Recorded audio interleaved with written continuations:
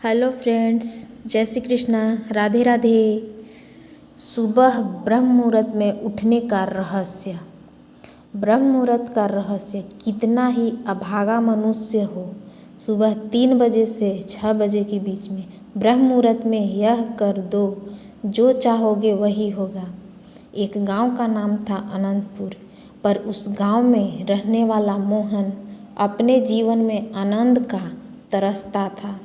उम्र लगभग 35 वर्ष, पर चेहरे पर असफलताओं की झुर्रियाँ साफ दिखती थी। खेती घाटे में जा चुकी थी, नौकरी छूट चुकी थी, घर में रोज कलह और मन में निराशा का ऐसा अंधेरा कि सुबह सूरज निकलने से पहले ही उसकी उम्मीद डूब जाती थी। मोहन देर रात तक जगता, कभी मोबाइल पर बेवजह स्क्रॉल करता, कभी अपनी किस्मत को कोसता। सुबह देर से उठता और दिन भर आलस, चिड़चिड़ापन और थकान के बीच जाता। वह खुद अभागा मान चुका था। एक दिन गांव में एक वृद्ध साधु आए, सफ़ेद दाढ़ी, शांत चेहरा और आँखों में अजीब सी चमक। लोग उन्हें स्वामी आत्मबोधानंद कहते थे। शाम को गांव में पीपल के पेड़ के नीचे सत्संग हुआ। मोहन भी यूं ही चला गया, उम्मीद नहीं, बस आदत के कारण। स्वामी जी बोले, मनुष्य का दुर्भाग्य उसकी किस्मत नहीं, उसकी दिनचर्या बनाती है। जो व्यक्ति ब्रह्म मुहूर्त को जीत लेता है, वह जीवन की आधी लड़ाई जीत चुका होता है। मोहन को बात अजीब लगी।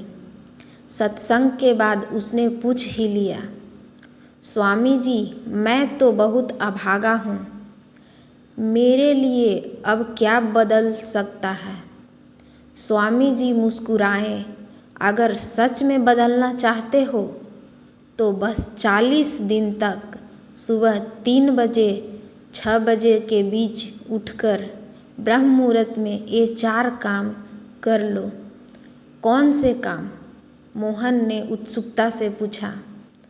स्वामी जी उंगलियों पर गिनते हुए कहा, मौन और शुद्ध वायु में बैठकर 15 मिनट गहरी श्वास पर श्वास, अपने इष्ट या ईश्वर का स्मरण मंत्र जप, अपने जीवन का लक्ष्य लिखना और दिन की योजना बनाना, थोड़ा सा शारीरिक व्यायाम या योग, इतना, बस इतना।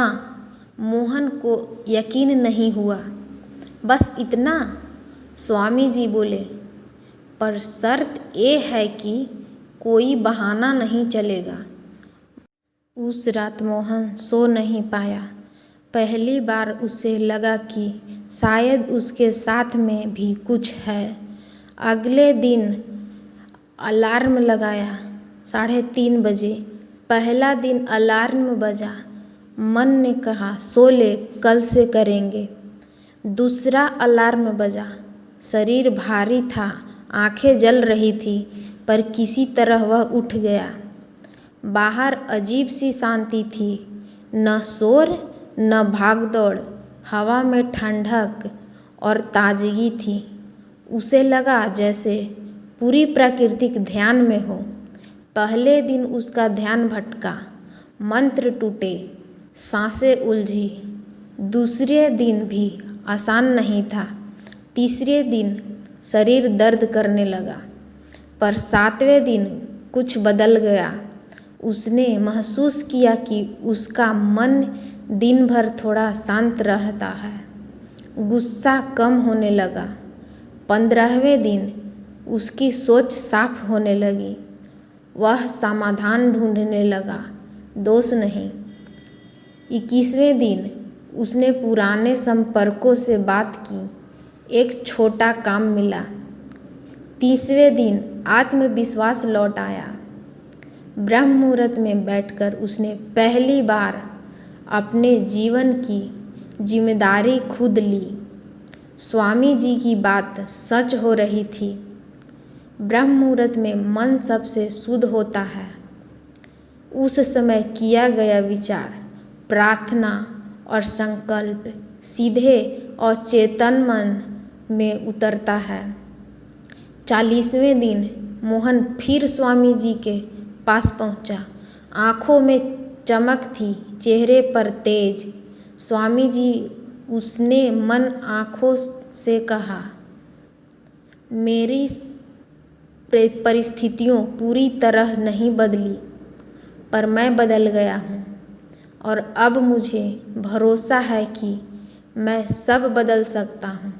स्वामी जी बोले, यह ब्रह्म मुहूर्त का रहस्य है। यह समय भाग्य नहीं बदलता, यह मनुष्य को इतना सच में बना देता है कि वह अपना भाग्य खुद लिख सके। आज मोहन सफल किसान है, साथ में छोटा सा व्यवसाय भी, पर वह सबसे ज़्यादा गर्व इस बात पर करता है कि वह रोज़ सुबह 3:30 बजे उठ जाता है। वह कहता है, मैं अभागा नहीं था, मैं बस गलत समय पर जग रहा था।